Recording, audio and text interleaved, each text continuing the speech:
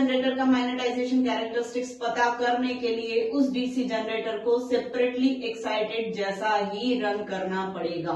Magnetisation curve plot होता है field current और ओपन सर्किट टर्मिनल वोल्टेज के बीच में। अब जब तक फील्ड वाइंडिंग में से करंट नहीं बहेगा, फ्लक्स अवेलेबल नहीं होगा, तब तक ईए कहां से आएगा? क्योंकि हम जब तक फ्लक्स प्रोड्यूस नहीं करेंगे पोल्स की मदद से, फील्ड वाइंडिंग की मदद से, और आर्मेचर को अगर हमने रोटेट कर भी दिया, फ्लक्स अवेलेबल नहीं है, तो आर्मेचर के अक्रॉस कोई ईएमएफ इंड्यूस नहीं होगा। और जब हमारे पास फ्लक्स अवेलेबल है फील्ड वाइंडिंग के थ्रू, अब हम आर्मेचर वाइंडिंग को रोटेट करेंगे तो आर्मेचर के अक्रॉस ईएमएफ इंड्यूस होगा।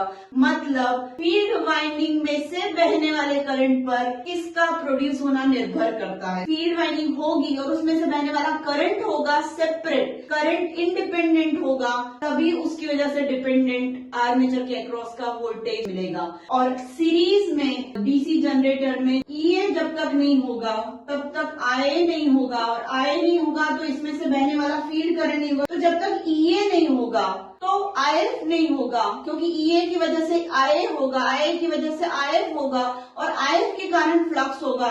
समझ में आ रहा है कि ईए पर डिपेंड कर रहा है आईएफ। मैग्नेटाइजेशन कर्व जो प्लॉट करना चाहिए, मतलब अलग अलग वैल्यूज आईएफ की लूं, उसके करस्पॉन्डिंग अलग अलग मुझे टर्मिनल वोल्टेज मिले आर्मेचर के, इसलिए सीरीज एक्साइटेड डीसी जनरेटर को भी मुझे कैसा रन करना पड़ेगा सेपरेटली। सिमिलरली तो शंट एक्साइटेड में भी यही होता है कि जब तक जनरेटेड वोल्टेज आर्मेचर का ना हो तो फिर आईए नहीं होगा, और आईए नहीं होगा तो फील्ड वाइंडिंग से बहने वाला आईएसएच नहीं होगा, आईएसएच नहीं होगा तो फ्लक्स नहीं होगा। फील्ड करंट मतलब आईएसएच ही हमारा फील्ड करंट है, ये किस पर डिपेंड कर रहा है? ईए पर। तो फिर मेरा ट्रू मैग्नेटाइजेशन कर्व प्लॉट नहीं होगा।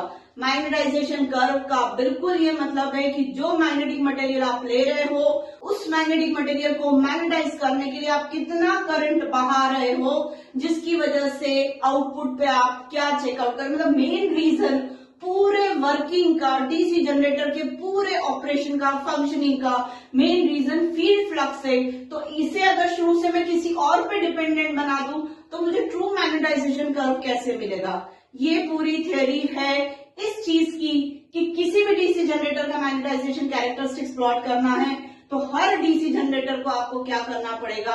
सेपरेटली एक्साइटेड जैसा रन करना पड़ेगा।